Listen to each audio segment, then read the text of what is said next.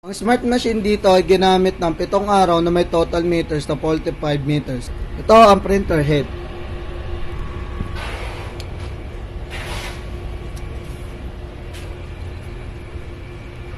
Head clean.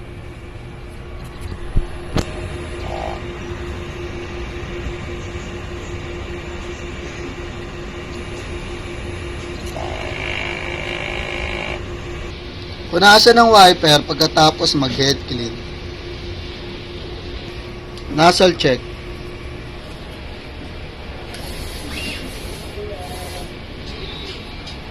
Ang ink system ay tama lang.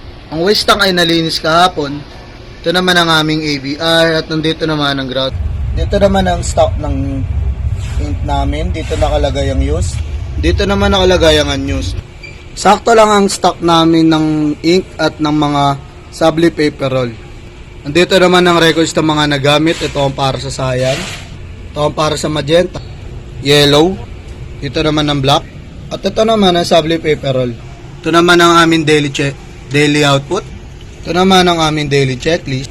Nandito naman ang backup ng aming ICC profile.